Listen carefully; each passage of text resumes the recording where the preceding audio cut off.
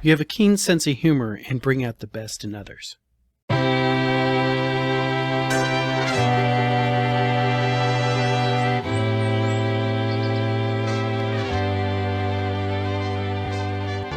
I'm almost afraid to start recording right now because I have no idea what's going to happen in the next 5 minutes. Hi, my name is Charles Ray Dawson. I am the Associate Broker and Residential Sales Manager of ProStar Realty. This is the Unnamed Real Estate Podcast, episode 117. So, I'm just sitting here watching my phone, waiting for it to go off and stuff. We're having quite the interesting time here today. I just got a new listing, just hit the market this morning, and my phone has been blowing up. Take that. Lock that away in your brain. We're going to be referencing that here in a bit. Other things that we got going on is we got a Supreme Court case was listened to yesterday by the Supremes, and I wanted to talk a bit on that. We have some follow-up information and news about that Fannie Mae Freddie Mac government sucks if you have decent credit score update. It came in an email this morning from one of my lenders. Case Shiller, that data agency that likes to come up with fabricated reports, that blows up the internets when a whole bunch of reporters who just desperately need to come up with 750 word copy by 3 o'clock glom onto. And that got Tina going, who I was starting to listen to at 10 o'clock this morning, courtesy of Pioneer Title. Pioneer Title for all your title needs. So I'm listening to that, and then between my phone blowing up about the new listing, between trying to get into the office, I blew a tire out about half a block, not even a half a block down the street. By the time I realized that the weird noise I was hearing, because the car wasn't pulling off to the side at all, it was just like, sounded like really bad road noise. I went, oh crap, I think that's my tire. And sure enough, it was my tire. Yeah, so I just been, putting the donut on in the parking lot, which I can do, because my dad taught me well, I know how to work a lug nut, that kind of stuff. Running down to the tire shop, getting that on order, getting a ride back, this and that, and more phone calls. It's been a happening morning. So right now I'm recording this. It's like a little bit after, oh shit, it's 12:30 already. So taking this little opportunity to get this done. So, where to start? Let's just go down the news real quick. We're going to do some numbers on the end because that's got to carry into the case Shiller and Tina and the numbers and everything. But SCOTUS. Okay, so Supreme Court of the United States. If I had time, I would have researched this more, so I'm just going to tell you all this off the top of my head. There was a court case that was the Supremes had yesterday. It is about a tax lien and a little old lady who had her condo seized by the municipality that she lived in and sold for back taxes. And how this worked is basically she owed something along the lines of like $2,400 in back taxes with penalties and interest and all that other good stuff. It came up to $15,000 that she owed. And then so the municipality seized her condominium, sold it at auction for something like $45,000 or $40,000. And the question is, once the municipality is paid what they were owed, which is the taxes and the interest and the penalties, who gets the rest of the money? Apparently in Minneapolis, it's always been Minneapolis. All right. So in this particular case, they're saying that this is an unfair takings, all right, which is constitutionally not allowed here in the United States of America, despite what Kelo versus New London might have said. And that, the grandmother and her attorneys are arguing that she should get the balance remaining. Minneapolis is saying, no, that's ours. I know a little bit about the Minneapolis argument, and their argument was, it's not that we took her money, we took her property, and then the deal was you don't pay your taxes, we take your property. Once the property becomes ours, we can disperse with it any way we want to, and if we sell it for more than it owns, sucks to be you, Granny. All right? So it really just listening to advisory opinions, David French and Sarah Isger, who Sarah is like my Tina Tambor of legal. they pretty much said, saying that Minneapolis doesn't have a case, but it'll be really, really interesting to see how this plays out, because here in Arizona, in Maricopa County, we're a tax lien state. You amount that, if you don't pay your taxes, they sell. They basically sit there and say, hey, who wants to pay the taxes for this person over here? Somebody comes in and pays for your taxes, all right, and they get interest, and then they hold on to what's called a tax lien, and then after five years, they can then exercise that tax lien. Hey, guess what? My vehicle is done. My new tire is ready to go. All right, great. So if that happens, where the tax lien in place here in Arizona means that I can buy your tax lien, wait 5 years, go, hey, you haven't paid me, and then foreclose on your property because of that lien, is this particular case going to impact the way we do business here in Arizona? I don't know. I'm not an attorney. If anybody wants me to meet me down at VFW Post 9400 Friday night at 7 o'clock for karaoke and legal politic discussion, I will be there. Buzz yourself in at the door. Say, I'm looking for that asshole Ray Dawson because he's wrong about the law on real estate, and I will sit there and be happy to have a conversation with you. So we will have to see what happens with that. That's going to be a lot of fun. The other thing in the news, last week we were talking about Fannie Mae and Freddie Mac and the way they've changed up their financing rules and regulations, saying that you're going to be impacted if you have better credit and more money to put down. And one of my lenders came back, sent me an email and said, hey, I've been going through the pile of documents, because he's analytical like me, and said that it looks like that is only going to pertain to first-time home buyers. All right, if you are if you're not a first-time home buyer, not using a first-time home buyer program or anything like that, you are not going to be impacted by that rate change and everything. So stay tuned. I'm actually really pleased that I was talking to my folks earlier on like Monday, and my parents said that they just heard on CNN talk about what I was talking about on Thursday. So yes, Ray Dawson, a named real estate podcaster, coming in at least 72 hours before CNN clears its throat. So, hey, Rupert Murdoch, I hear you got an opening for the 8 o'clock slot. Call me. All right. So that covers that. That's what we got going along in this. Let's talk about Case Shiller. All right. They come out with a home price index about every month or so. All right.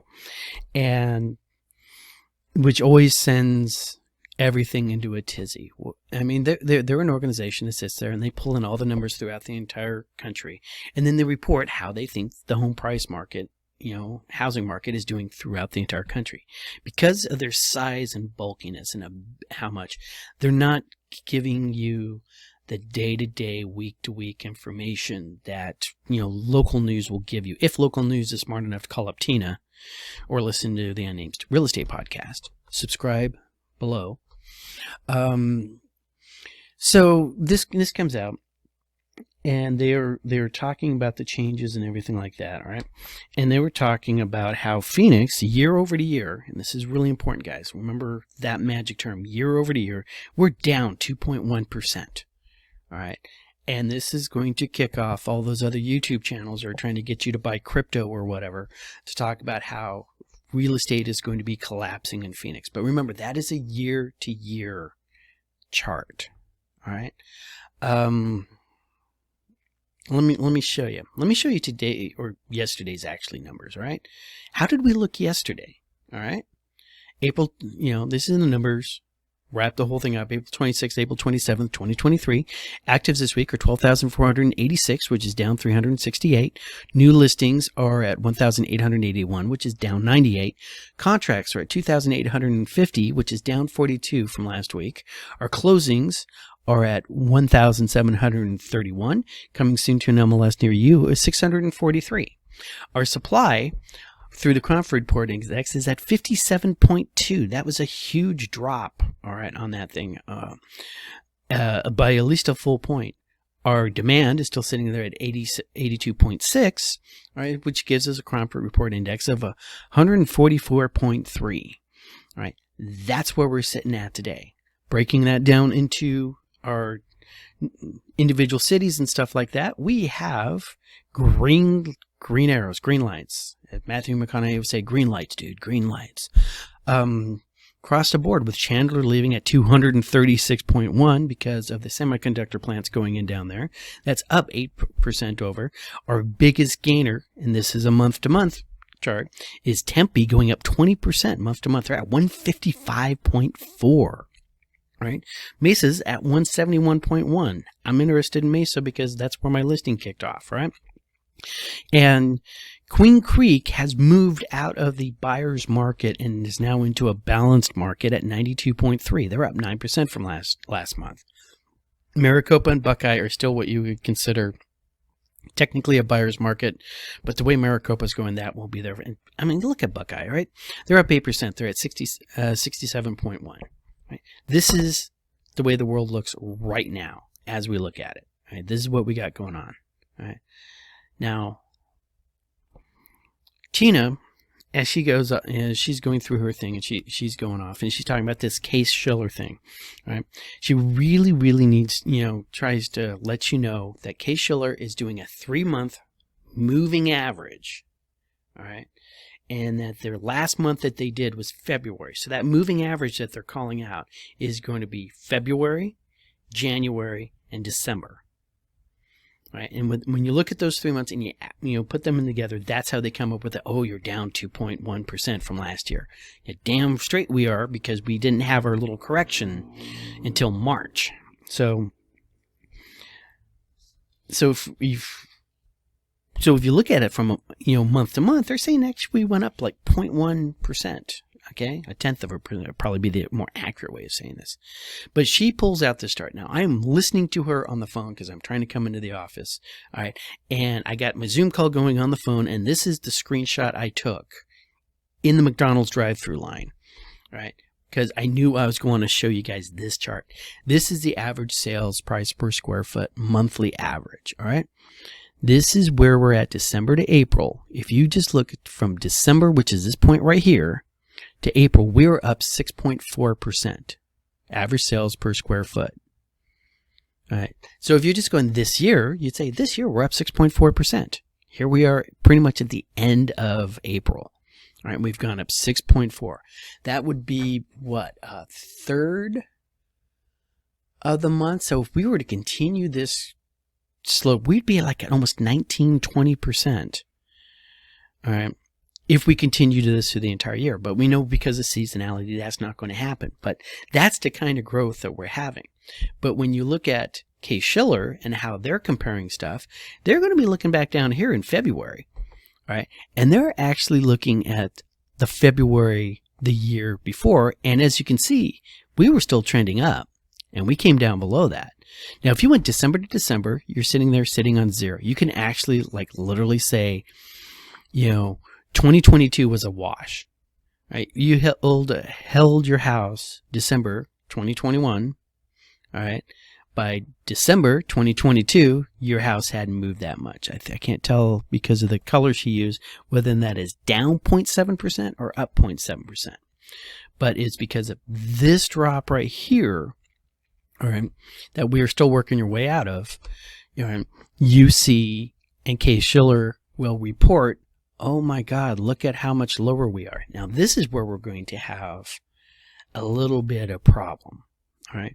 Because as we keep trending up, all right, as soon as we hit here or so, all right, and it starts showing that real push up, and she's projecting we're going to see in about 2 months, which is going to be, from now, June, all right? When they start reporting a June to June run, right? June being right about here, they're going to say no growth in Phoenix, and then by September or so, they're going to start saying, oh, look how much Phoenix is growing. And all these reporters in Case Shiller will turn on a dime and start talking about how prices are rising in Phoenix. Guess what? They've been rising since December 2022. And this is just trying to point out to when you're looking at these national numbers and you're listening to these national people and stuff like that, just because of how they are looking at all the markets in the entire country, and it takes a while. All their little minions have to make their calculations and kick it upstairs. They can't run as lean as mean as Tina is right there. There's Tina. Hi, Tina. All right. And that's Tina's, disappointed in case Shiller. Look, that is the look of a woman who knows she's probably is going to get 5 more calls today, right, from various local news agencies going, would you like to comment on the case Shiller? All right. She knows this is coming. All right. I mean, I feel her, because as soon as I saw that, I knew what was going to happen to her. I knew what was going to happen to me. I knew I was going to have like 4 or 5 conversations today, on top of getting my phone ringing off the hook because of this listing that I have. And wow, we're going to have a bad day. All right. So I wasn't expecting the tire blowout, but I knew we were going to have a bad day. So last thing I wanted to talk about is a generational thing. All right. And I have been working with a couple millennials, those people, and working with them a couple marketing things and, interacting with them. And I have been, without reservation, absolutely freaking delighted in the professionalism and the knowledge that these people I've been interacting with.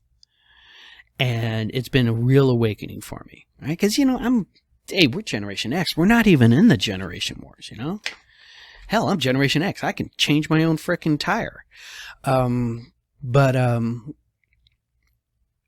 was having a conversation with a lender earlier this week, and we were talking about, hey, where are we going to get business? Is that and the other thing? And I was reminded him of a 23, 24-year-old we sold a house to about 4 years ago. The guy was 23 and buying a house, right? That kid is locked on, right? And I was saying, I really think we're not paying enough attention to the millennials, right? Because we've been hearing the millennial stories about how they're living in mom's basement, they're all working at Starbucks, they're doing their gig economy, this and that and the other thing. They don't work hard, they're too touchy-feely, they get upset if they don't get a participation trophy, da-da-da-da-da-da-da-da. All right, and there might be people out there like that. I personally am starting to lean towards those people who are like that tend to gravitate towards industries like journalism. So when crotchety old boomers and Xers have to write an article about those millennials, they just look out there into the press room and go, look at these worthless, blanky, hugging, foosball playing, I need to go ahead, take a timeout in the timeout room individuals. Okay, now, dude, that's just your industry, all right? And I always like to point out to people, if you look at the people who have won the Medal of Honor in the last couple campaigns, Afghanistan and Iraq, they were all millennials. The same ones that we sit there and we denigrate, all right? These guys are out there throwing themselves on landmines and shit like that. So almost like NAR read my mind, like Facebook reads my mind about really wanting me to buy a certain type of car because I talked about it once. National Association of Realtors comes out with this chart right here. And I'm like, this is exactly what I want to say. This is the anatomy of a first-time buyer, all right? They're 33 years old. On average, remember, this is average, not median, all right? Their average household income is $86,500, all right? Their median purchase price is $252,000. They're having a 7% down payment, not quite a 20 because they don't have the equity, but not quite 3.5 FHA, all right? They do have student debt, all right, but only 37% of them carry student debt. And even then, the typical balance is only $30,000. And the average square footage of the house that they're purchasing is 1,640 square feet. That's a buyer. All except for this little median purchase price right here. All right, which comes to the Mesa townhouse. Now, Mesa townhouse I put on the market is at $215,000. All right, it is a 2-bedroom, 1-bath, 850 square foot, single level, little house, about the size of my first apartment that I had all by myself, right? About that size, right? HOA on that is about $209 that you have to tack on stuff. Taxes are relatively low. You're going to have to get insurance. It's going to be a little bit cheaper because the roof and everything is covered on that, right? But it is the perfect first-time home buyer model. And my phone has been ringing off the hook. All right. And like all good real estate agents, these agents are telling me about their buyer. And their buyers are all single people looking for their first home. Single people working in the neighborhood or something like that, either living with a roommate or living with mom and dad, and they're ready for their first time home. They're these people right here. All right. And they're getting this place for a lot less than the median purchase price of $252. They're also getting half the square footage on average, right? But it's a starter home, and these kids are looking at starter homes, and they're going after it. So I say that to say this. Agents, lenders out there, I want you to start looking at the kids. All right? If you're, we already have the scripts. We already know how to approach a boomer. We already know how to approach a Generation X. Generation X has the most income, per household right now because we're in the peak of our earning lifespan. All right? But those millennials, they're a huge tranche. They're a huge population tranche. Big generations have big child generations, right? Those boomers, all right, are the ones who had the millennials, right? So those millennials are coming on board. They're getting up to speed, and they're getting ready to buy houses. So I want you to really look at that and say, hey, why are we just blowing the kids off? All right, let's start taking, and in that be in mind, that means you're going to have to change how you market, right? Millennials do not pay as much attention to Facebook as, we do.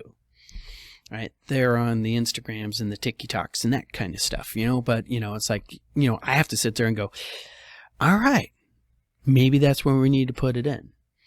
Right. And when you talk to an expert in the field when it comes to social media, and they're sitting there and they're like a millennial and they're telling you, hey, this is what my people do, shut up and listen to them.